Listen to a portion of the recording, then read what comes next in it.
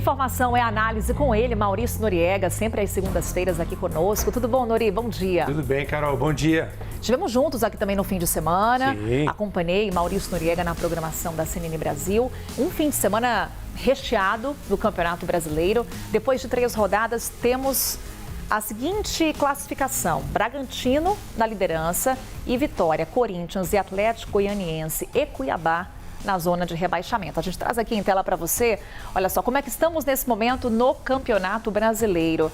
E aí, Nori, surpreso com o que temos de momento? Essa surpresa, o Bragantino é uma equipe hoje que a gente não pode encarar como uma surpresa, Carol. É uma equipe muito forte, com investimento da Red Bull. Não conseguiu ainda ganhar um campeonato brasileiro, foi vice-campeão da Sul-Americana, mas é uma equipe que a gente pode colocar no grupo aí de 7, 8 times que vão fazer sempre bons campeonatos pela capacidade de investimento. Não acredito que vá sustentar essa liderança até o final do campeonato. Nós temos a posição importante do Flamengo, que perde aí na questão do número de gols marcados, é um empate técnico, podemos dizer assim, que pouco representa hoje, porque o campeonato está muito longe do seu final. Além de ter várias equipes com 6 pontos, equipes importantes, Grêmio, Internacional, Atlético Paranaense, uma campanha muito interessante. O Atlético Mineiro conseguiu um grande resultado. Pela primeira vez ganhou do Cruzeiro no seu novo estádio, na NMRV, 3-0, resultado conquistado no primeiro tempo. Então ainda é tudo muito embolado e tem algumas situações que vão interferir com essa classificação, provavelmente, Carol. No meio de semana voltam as competições continentais.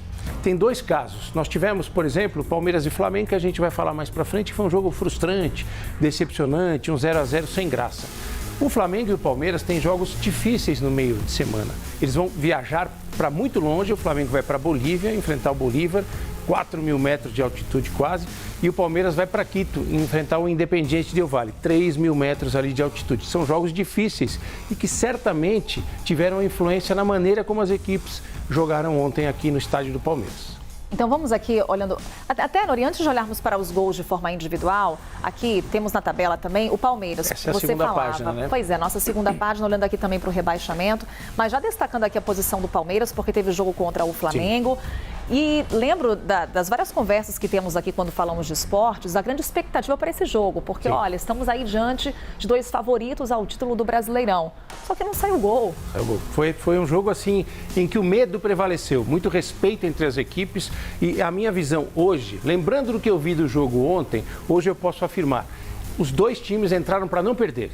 Não perder era o principal objetivo, então ambos saíram bem satisfeitos com o empate, que é melhor para o Flamengo porque foi conquistado na casa do adversário.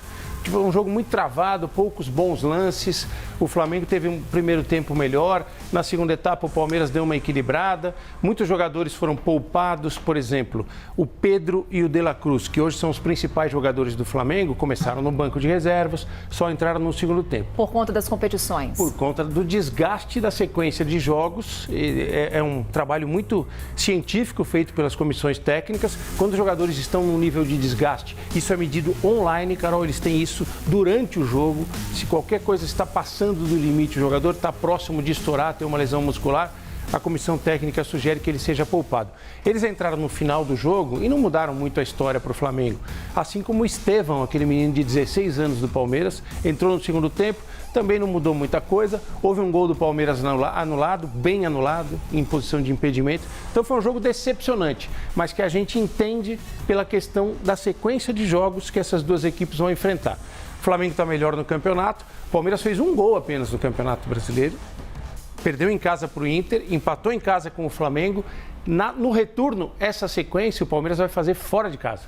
Ele vai ter que enfrentar na sequência Internacional e Flamengo fora de casa. Então, é um começo reticente, eu diria, da equipe do Palmeiras, um começo melhor da equipe do Flamengo.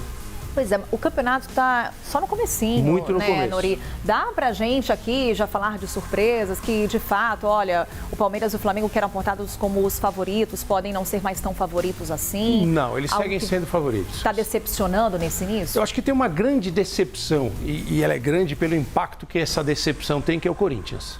Se esperava muito mais do Corinthians, o Corinthians vai muito mal, o Corinthians não consegue fazer bons jogos, não empolga seu torcedor, perdeu para o Bragantino, que é o líder do campeonato, no sábado em Bragança Paulista, esse é o gol do Vitinho, nenhuma culpa do Cássio, que vem sendo muito criticado pela torcida.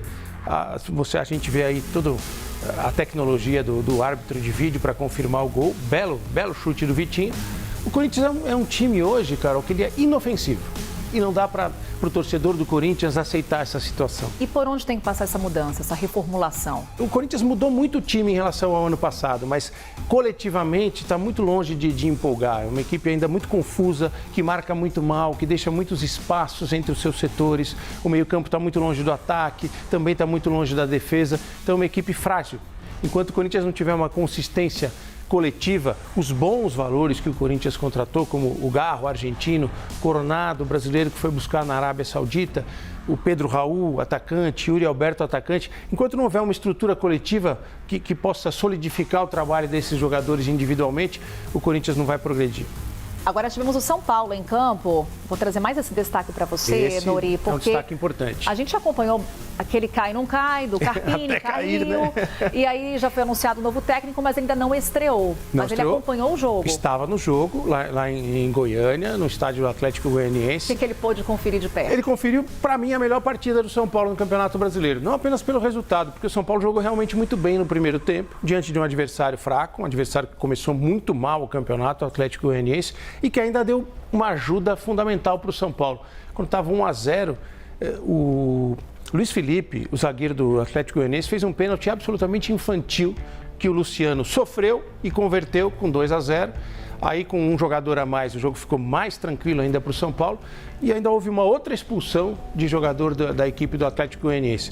Mas o que o Luiz Zubeldia, o técnico argentino, que ainda não foi nem apresentado pelo São Paulo, o que ele pôde ver foi uma equipe que reagiu à mudança de treinador e praticou um bom futebol, em especial no primeiro tempo. E sim, quero falar do Galo com você, porque para a torcida estar na Arena MRV ganhando do Cruzeiro, tem um gostinho a mais. Sim, e o Atlético estava devendo isso para a sua torcida.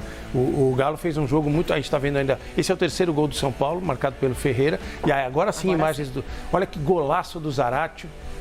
Gol muito bonito, passe do Gustavo Scarpa, que é o cara que eu vou destacar, Carol. O Gustavo Scarpa, ex-Palmeiras, passou pela Inglaterra e pela Grécia sem sucesso. Ele mudou a cara do time do Atlético. Isso mostra também a diferença técnica que existe hoje entre o futebol europeu e o futebol brasileiro, né? O Scarpa foi o melhor jogador do Campeonato Brasileiro de 2022. Não foi bem na Europa. Quando ele volta, ele muda o jeito de jogar do Atlético. O Atlético decidiu no primeiro tempo, sem nenhum problema. Foi um time muito mais forte que o Cruzeiro, é um time muito mais forte que o Cruzeiro e está começando a montar uma grande estrutura coletiva de jogo. Todos esses grandes nomes que o Atlético colocou, eles estão começando a funcionar como um time. Isso é uma ótima notícia para os atleticanos e é uma péssima notícia para os concorrentes. Maurício Noriega, passeando conosco pelos resultados do Brasileirão. Mais uma vez, Nori, obrigada. Visão de jogo aqui conosco às segundas-feiras com Maurício Noriega. Muito obrigado, Carol. A quarta eu tenho um compromisso aqui pela CNN fora, olha só, hein? Mas quinta-feira estaremos de volta e a gente retoma os assuntos. Participação em dobro, então, na quinta-feira. Será assim. Maurício Noriega. Fechado. Obrigada, Nori. Obrigado, Carol.